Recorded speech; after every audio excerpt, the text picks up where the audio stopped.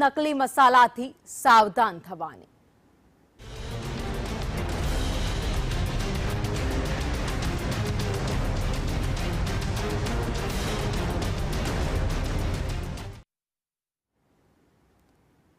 તો અમદાવાદમાં પનીર બાદ હવે ડુપ્લિકેટ હળદરનું વેચાણ શરૂ થયું છે। માધુપુરામાંથી 2500 કિલો ભેળસેળ યુક્ત હળદર મળી આવી। માધુપુરા માર્કેટમાંથી 1400 કિલો ભેળસેળ યુક્ત કાજુ પણ મળી આવ્યા। માધુપુરાના અવિનાશ મસાલા ગોડાઉનમાં દરોડા પાડવામાં આવ્યા હતા। અમદાવાદ ફૂડ વિભાગે ગોડાઉન પર દરોડા પાડ્યા હતા। તે દરમિયાન અમદાવાદમાં 84.8% સ્ટાર્ચવાળી હળદર મળી આવી। લાયસન્સ વગર ધમધમતા ડુપ્લિકેટ હળદરના વેચાણનો પણ પર્દાફાશ થઈ ગયો।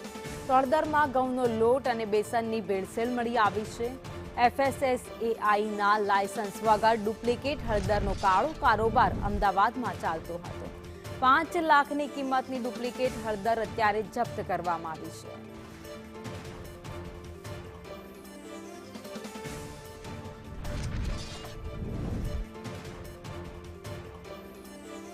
થોડા પૈસાની લાલચમાં લોકોના સ્વાસ્થ્ય સાથે ચેડા કરતા આવા વેપારીઓ જેમની પાસેથી ડુપ્લિકેટ હળદર મળી આવી છે, આ સાથે જ તેઓ મસાલામાં ભેળસેળ કરતા હોવાનું પણ સામે આવ્યું છે। હળદરમાં સ્ટાર્ચ મેળવવામાં આવતો હતો અને આ સાથે જ લોટ પણ ભેળવવામાં આવતો હતો અને આ હળદર તૈયાર કરી લોકોને આપવામાં આવતી હતી। તો જો પણ ગૃહિણીઓ અત્યારે મસાલા ખરીદવા માટે જાય છે તેમણે ખાસ ધ્યાન રાખવું પડે છે।